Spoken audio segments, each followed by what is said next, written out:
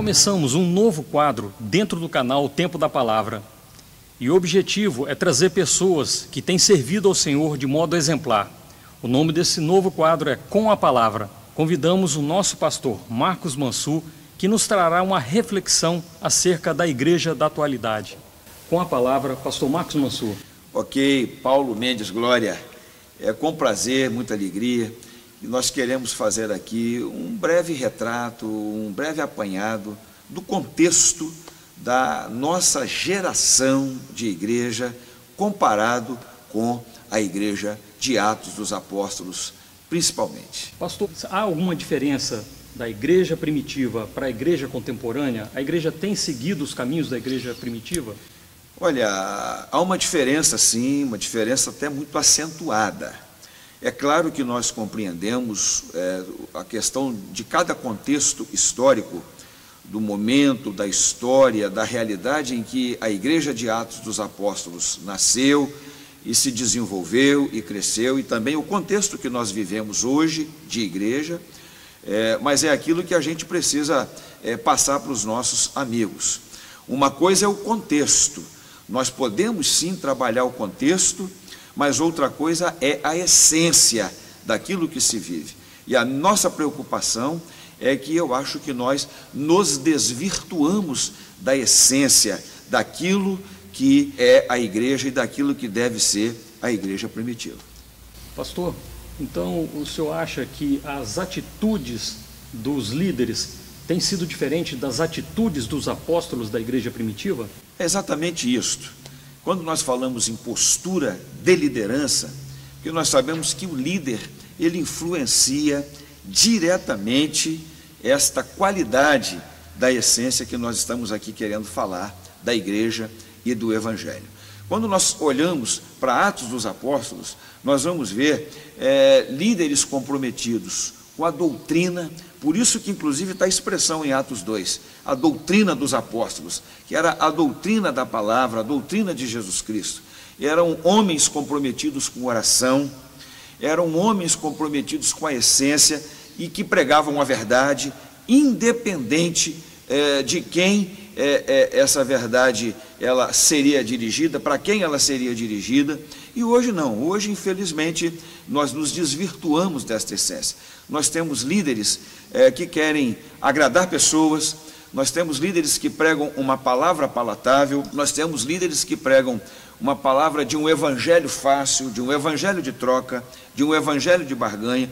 Então a gente perdeu essa essência, perdeu essa rota, perdeu esse foco comparados com a nossa igreja primitiva. Pastor, nós identificamos na Bíblia que a igreja primitiva tinha uma preocupação de ação social. A igreja contemporânea também continua com essa visão? É exatamente isso, Paulo. Quando a gente fala de essência, essa é uma das perdas da essência que a igreja atual teve em relação à igreja primitiva. Quando a gente estuda Atos dos Apóstolos, nós vamos ver uma igreja igualitária, uma igreja preocupada com a comunhão, uma igreja preocupada com a igualdade, uma igreja preocupada em repartir as coisas, onde ninguém tinha sobra de nada e também ninguém tinha falta de nada. Onde a igreja não ficava esperando pelo governo, a igreja não ficava esperando pela política, a igreja não ficava esperando pelas pessoas de fora para poder resolver estas questões. A gente vê a igreja muito ativa, muito atuante, pelo contrário, a igreja influenciando diretamente na sociedade e cumprindo, além do papel espiritual, o seu papel social. A igreja ministrando e exercendo e praticando um evangelho integral, cuidando da alma, do corpo e também do espírito das pessoas. Pastor, então o senhor diria que a igreja atual tem perdido esse carisma ao longo do tempo?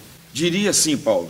Infelizmente, essa é uma identidade muito importante que a igreja não poderia e jamais deveria perder. Porque a igreja primitiva, por conta dessa essência, ela tinha poder, ela tinha carisma, ela tinha sinais, ela tinha dons, ela tinha fruto do Espírito, ela tinha operação de maravilhas nela.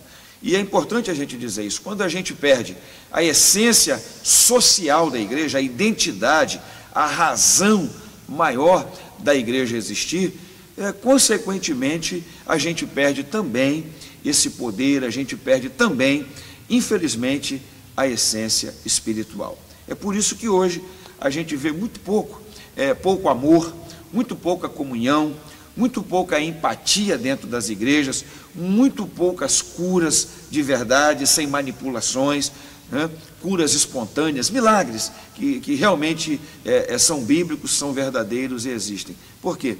Porque nós nos perdemos e aí nos transformamos numa organização igual às outras que existem na nossa geração. E a gente diz isso com tristeza, a gente fala isso infelizmente. Então, o que o senhor acha que a igreja precisa fazer para corrigir essa rota?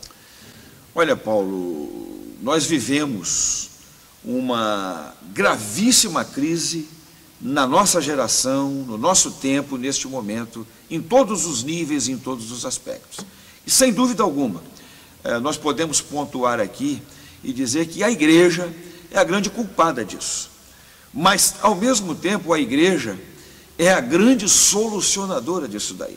Ao mesmo tempo em que nós temos culpa por conta da nossa omissão e por conta da nossa deturpação e desvio de rota, está nas nossas mãos também a correção disso, a solução desse problema. É que está escrito lá, 2 Crônicas 7,14, se o meu povo que se chama pelo meu nome, né, se converter, se desviar dos seus maus caminhos e buscar a minha face, então eu os ouvirei dos céus, perdoarei os seus pecados e sararei a sua terra.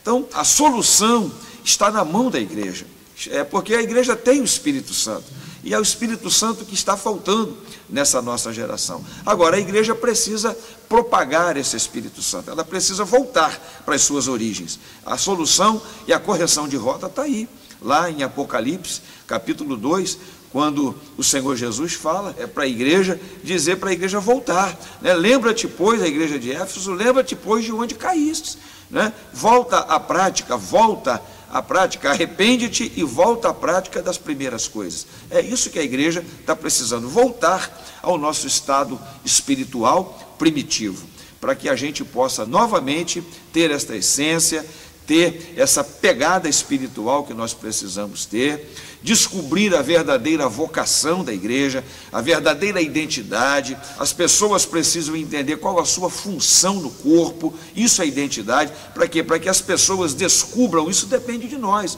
os líderes, descubram o seu propósito e cumpram os seus propósitos de acordo com os talentos, com os dons que o Senhor tem nos dado. Para quê? Para que nós possamos mudar o destino da nossa nação e das pessoas que estão à nossa volta.